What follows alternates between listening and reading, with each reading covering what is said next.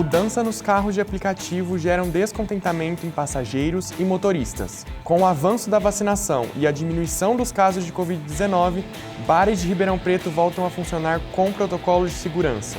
Bosque Fábio Barreto tem clínica veterinária que resgata e cuida de animais. E no nosso quadro de entrevista de hoje, vamos mostrar como o aumento no preço dos alimentos afeta as famílias brasileiras. Começa agora o Lente Aberta.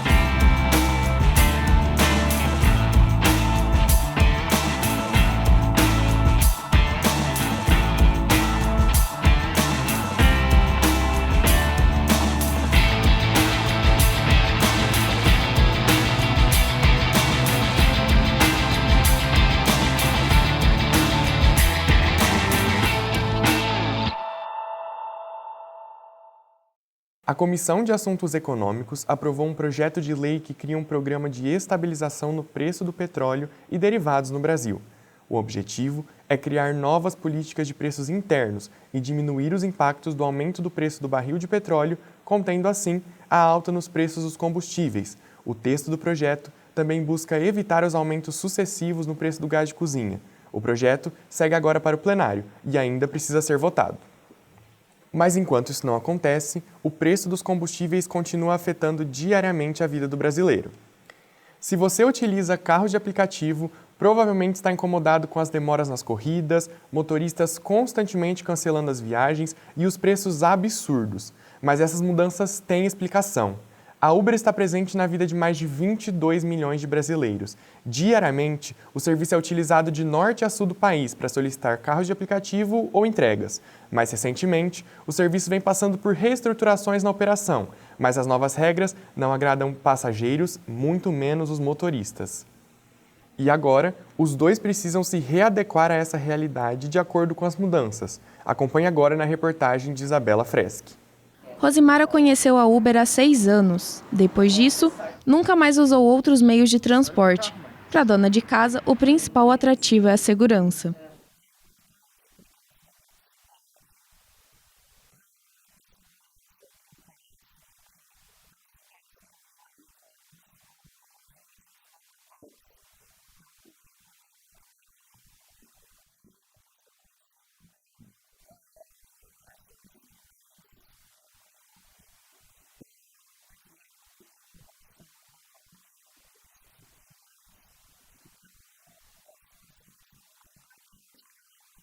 Em contrapartida, para este motorista que começou a trabalhar com a Uber há 1 ano e que pediu para não ser identificado, não está compensando trabalhar com a empresa. Altas taxas e manutenção dos carros são alguns dos motivos. Não está compensando. E por isso que esse também é um dos motivos que eu quero sair o mais rápido possível. Vamos fazer uma conta aqui real, uma conta real. Digamos que eu abasteço 150 e eu faço uma média aí de R$400, então sobrou 250, né? Só que os 250 você vai ter que tirar do carro, mesmo sem ele quebrar. Por exemplo, eu levo ele na revisão, a revisão em média de R$700.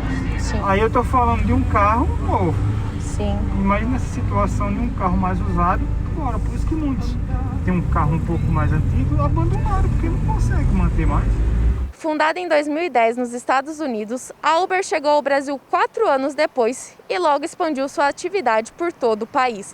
Hoje, a Uber está presente em mais de 500 cidades brasileiras, tem mais de 1 milhão de motoristas e parceiros e está presente na vida de mais de 22 milhões de brasileiros.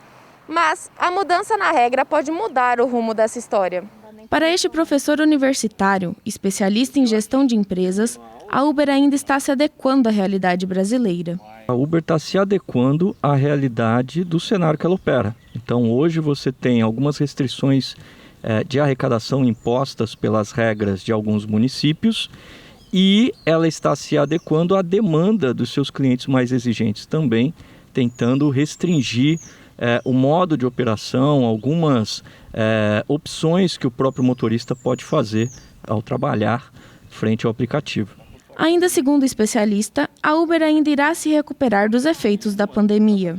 Talvez essa recuperação traga um nível de serviço um nível de usuários superior ao que havia antes da pandemia, porque a história já nos mostra que após uma pandemia sempre existe um incremento da demanda muito alto.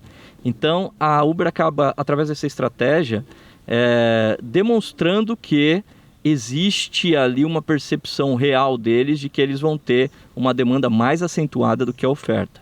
E, obviamente, quando isso ocorre, eles sabem que eles podem ajustar o preço acima. De acordo com o motorista da Uber, algumas alternativas foram tomadas na tentativa de driblar o prejuízo, como o fura-fila e a inclusão de moto. Eles estão vendo que muitos motoristas estão caindo fora e mais uma tentativa de desafogar um pouco, colocar moto, que acaba não sendo inviável muito para o passageiro, porque vai pagar R$1 a menos ou R$2 para andar de moto podendo andar de carro. Mas você imagina enquanto eles sugam, né? Tipo, até da moto eles sugam demais. Até o momento, a empresa não se manifestou sobre as manifestações. E agora, vamos falar sobre a retomada da vida noturna em Ribeirão Preto, mais especificamente, os bares da cidade. Desde o início da pandemia, em março de 2020, o município de Ribeirão Preto seguiu à risca os protocolos sanitários. Inclusive, o comércio chegou a fechar no auge dos casos da Covid-19. Mas agora, com a diminuição dos casos e o aumento da vacinação em massa, essa realidade começa a mudar. Confira os desafios que a fiscalização teve durante a pandemia e também os relatos de jovens sobre o assunto na reportagem de Marissa Mendonça. Mesmo com receio de pegar e depois contaminar a família com o coronavírus, muitos jovens optaram por frequentar bares e restaurantes durante a pandemia. No começo eu fiquei com um pouco de medo de pegar a corona e passar para os meus pais, só que depois eles começaram a sair também para bar, aí eu perdi um pouco esse medo. E como eu já tinha pego corona, foi mais de boa. Os únicos cuidados que eu tomei foi usar máscara até sentar no bar, ou tipo para ir pro banheiro, para levantar assim eu andava de máscara. Eu sempre levava álcool em gel na bolsa também. Com o isolamento social provocado pela pandemia, muitas pessoas desenvolveram problemas psicológicos de diversos graus. Muitos jovens relatam que, mesmo com medo, foram a bares e restaurantes para aliviar os sintomas da ansiedade. O que me fez ir em bares durante a pandemia foi porque comecei a ficar muito ansiosa em casa, ficava mal, me sentia mal, então eu queria sair. E aí, como os bares estavam abertos, eu ia. Eu senti medo, receio dessas primeiras vezes que eu saí, chegava em casa até mal porque eu ficava com medo de pegar e passar para os meus pais. Em agosto deste ano, a Prefeitura de Ribeirão Preto decretou a volta de bares e restaurantes com 100% da capacidade, estendeu os horários de funcionamento e manteve vários protocolos de segurança. Mas mesmo assim, muitos estabelecimentos não seguem as regras e, neste caso, a multa pode chegar em R$30 mil. Durante toda a pandemia, a fiscalização redobrou o trabalho. A chefe da divisão sanitária de Ribeirão Preto conta que o momento mais crítico foi convencer os proprietários dos estabelecimentos comerciais de que era necessário, naquele momento, fechar as portas. Foi difícil a gente tentar convencê-los de que precisava atender às legislações no sentido de que agora não pode ter atendimento presencial, né? Ou agora só pode ter atendimento até às 10 horas da noite. Então, nós tivemos fases que se alternavam e que a gente teve dificuldade para que os empresários entendessem a necessidade de cumprir aquelas regras, porque a gente estava ali tentando fazer um trabalho de saúde coletiva. Com o avanço da vacinação e os casos de Covid diminuindo, os estabelecimentos comerciais voltaram a funcionar com os horários normais. Mas os cuidados com máscara e álcool em gel ainda devem continuar, assim como a vacinação. O que me fez ir em bares durante a pandemia foi saber que os casos haviam diminuído e que estava liberado para poder frequentar, tomando os cuidados necessários, sempre com a máscara no rosto e sempre andando, conversando com as pessoas com a parte do rosto tampada, onde havia o contato, e sempre que tocasse em algum lugar, passava o álcool em gel que sempre estava na bolsa ou lavava a mão da maneira correta. Graças a Deus, em todos esses anos de pandemia, nesses 2 anos de pandemia, eu não contraí o vírus, não tive Covid-19 e hoje em dia já estou vacinada com as 2 doses. A gente tem visto aí um número decrescente de casos de óbitos e casos de internações nos hospitais. Isso tudo se deve ao momento em que nós vivemos da vacinação. Nós temos quase 70% da população já com 2 doses de vacina. A máscara com a vacina te protege quase que totalmente da oportunidade de adquirir o novo coronavírus. A vacina te imuniza contra a doença. A máscara te ajuda a não pegar uma nova infecção. A gente já venceu várias batalhas, mas a gente precisa ainda vencer a grande guerra contra a Covid-19. Fica a dica. Reforçando e lembrando sempre os cuidados que ainda se deve ter com o uso de máscara e álcool em gel. No próximo bloco você vai conhecer o trabalho que é realizado no Bosque Fábio Barreto com animais machucados e também vai ver no nosso quadro de entrevista de hoje sobre o aumento do preço dos alimentos. O Lente Aberta volta daqui a pouco.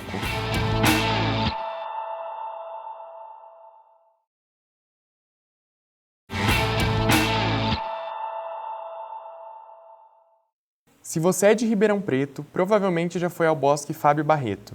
Mas você realmente conhece o trabalho que é realizado lá? O Bosque Fábio Barreto tem um papel muito importante na preservação ambiental do município. O local conta com diversos profissionais preparados para resgatar e cuidar de animais em situação de risco. Por dia, o bosque pode receber até 20 animais simultaneamente. Acompanhe a reportagem de Gabriel Hidalgo. Alexandre é zootecnista aqui no Bosque Fábio Barreto, em Ribeirão Preto. O setor que ele trabalha é responsável pela alimentação dos animais. Uma alimentação que, segundo Alexandre, deve ser balanceada para atender às necessidades das mais de 580 espécies que hoje vivem no bosque. Diariamente, o setor de nutrição do Bosque Zoológico Fábio Barreto, ele prepara,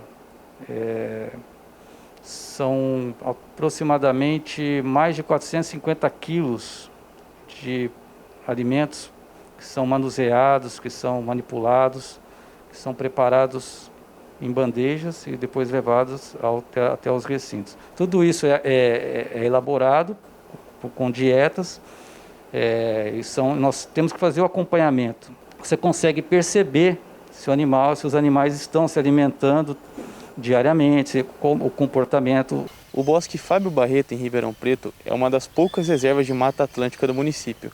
E hoje, com a urbanização, está cercado por construções. Os visitantes, além da área verde, buscam pelo zoológico, mas o que poucos sabem é que aqui funciona uma clínica que resgata e cuida de animais. A clínica chega a receber por dia 20 animais. São mamíferos e aves de diversas espécies. Essa maritaca chegou com a asa toda machucada e recebeu cuidados especiais da equipe de veterinários do bosque. Eles são tratados, recebem medicamentos, são operados. Depois disso, a gente transfere eles para a quarentena, que é um setor que a gente vai avaliar se o animal tem ou não condição de soltura.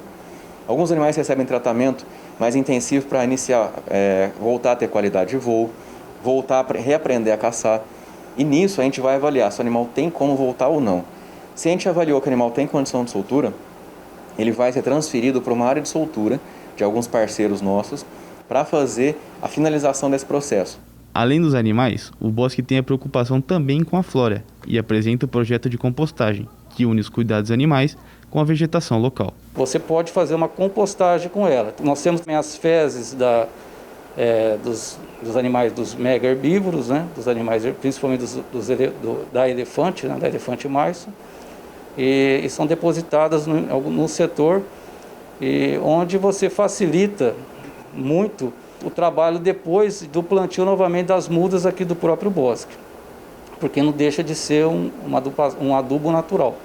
Apesar dos trabalhos realizados na clínica, esse veterinário sente que ainda há um preconceito em relação ao bosque, por conta da falta de visibilidade dos projetos. E existe, querendo ou não, um preconceito ainda muito grande e uma ideia muito errada do que acontece dentro dos zoológicos. Então, a ideia de que a população chegue mais perto do nosso trabalho, entenda qual que é a dinâmica, qual a importância do que a gente faz aqui dentro, isso é um ponto importante.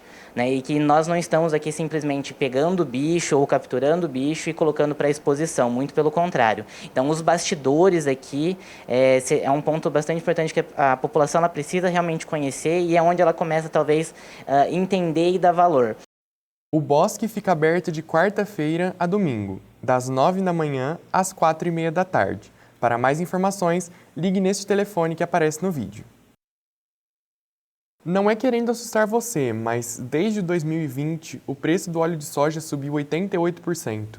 O arroz ficou 70% mais caro e a batata passou a custar 48% a mais. A realidade do povo brasileiro fica cada dia mais complicada, ao ponto de que alguns não sabem se chegarão ao fim do dia pela falta de recurso.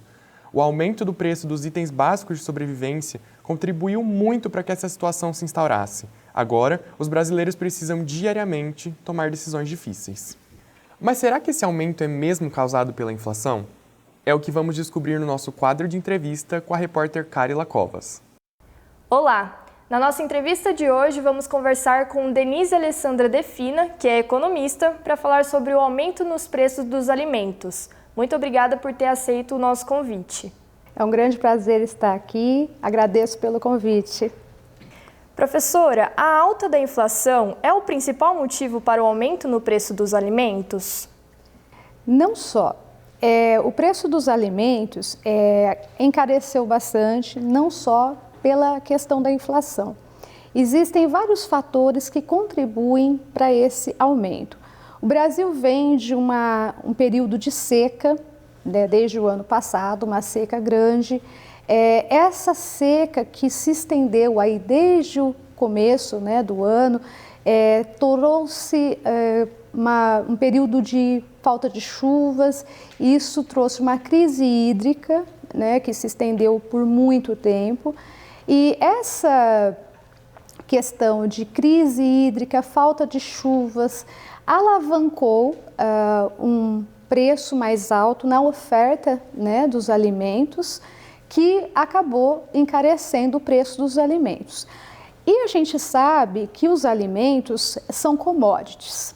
As commodities nada mais são do que produtos comercializados em mercado internacional. O preço deles, né, no mercado tanto nacional como internacional, eles sofrem variações cotadas pelo câmbio, né, que nada mais é que os preços nacionais e internacionais, né, a taxa de câmbio. Então isso acaba encarecendo o preço dos alimentos. Então isso traz a inflação que todos nós conhecemos aí. Fora isso, a gente tem a taxa de câmbio, a gente tem a crise hídrica, né, que vai trazer, claro, uma escassez da oferta de alimentos e isso, lógico, encarece o preço dos alimentos. Então, é claro que isso vai gerar inflação e o aumento dos preços dos produtos alimentícios. Entendi. E uma outra questão também, que foi em uma oportunidade o presidente Jair Bolsonaro, ele justificou esse aumento dos alimentos por causa do auxílio emergencial. Tem alguma justificativa? É realmente isso que acontece? O auxílio emergencial, ele colabora, claro, para que aumente o consumo, né? Então, num período de pandemia, a gente estava aí com uma queda de produção devido à baixa, né, de produção. Nós tivemos isolamento social, as indústrias fecharam, mas a nossa produção agrícola não parou durante a pandemia. Então, nós continuamos produzindo. A nossa produção agrícola foi, inclusive, recorde. O Brasil exportou soja para a China, inclusive, bateu o recorde de produção. Então, quer dizer, a nossa produção agrícola ainda continuou, mesmo durante a pandemia, né? Mas o que aconteceu? Nós tivemos muitas pessoas que perderam seus empregos, algumas tiveram suspensão do contrato de trabalho e, é claro, o governo federal teve que criar um auxílio para essas pessoas, que foi o auxílio emergencial, que é uma transferência que o governo faz para essas pessoas, né? E isso, é claro, aumenta a dívida pública, já que é uma transferência unilateral. É claro que quando se faz uma transferência, como o auxílio emergencial, você vai repassar um dinheiro para a população, que foi no valor de R$600 na época, Isso aumenta o consumo das famílias, que as pessoas vão gastar esse dinheiro com consumo. E como isso vai para as pessoas de baixa renda, elas vão gastar com alimentos, porque as pessoas de baixa renda necessariamente precisam comer. E o que elas vão gastar? Com alimentos. Isso, é claro, vai aumentar a demanda por alimentos. E isso, é claro, contribui para o aumento de preço desses alimentos. Mas é preciso lembrar que isso não é o grande responsável pela inflação, né, desses alimentos. A gente sabe que o grande vilão da inflação não foi só os alimentos, foram os combustíveis, né? Eles são os grandes responsáveis pela inflação que nós tivemos. E isso encarece o alimento, porque nós sabemos que no Brasil o transporte dos alimentos é feito pelo modal rodoviário, que é feito pelos combustíveis. E isso encarece os alimentos, porque o frete, né, o transporte dos alimentos, acaba sendo repassado para o valor dos produtos. Então, isso acaba encarecendo ainda mais o preço dos alimentos, né, o preço final ao consumidor. Então, quer dizer, contribui, mas não é o grande responsável, né, pela inflação pelo preço dos alimentos. Entendi. E, professora, há alguma perspectiva de melhora, de redução de preços? Olha, imediatamente não, né? Porque nós estamos começando com o período de chuvas agora, né? Como eu disse anteriormente, a crise hídrica ela agravou a inflação, né? Porque nós tivemos que ter irrigação artificial nesse período de seca, né? Então isso agravou ainda mais a inflação. Então, imediatamente não, mas é claro que daqui em diante deve haver uma tendência de queda por esse motivo da gente ter uma acomodação, né, pelo período das estações se regulamentarem, né, se estabilizarem. Agora a gente já começa a ter a primavera e o verão, que é um período de chuvas, né? Então isso deve melhorar a produção de alimentos, porque isso começa a se normalizar, né? Nessa questão que nós tivemos do período climático, né? Agora, é claro que a gente não vai ter assim uma grande mudança, porque nós sabemos que uma parte da inflação vem pela taxa de câmbio, como eu expliquei anteriormente, né? Mais uma vez, muito obrigada pela entrevista e por ter aceito o nosso convite e ter esclarecido esse assunto que é tão atual, né? Eu que agradeço pela oportunidade de estar aqui, foi um grande prazer para mim. Voltamos com você, André. O Lente Aberta fica por aqui. Até o próximo programa.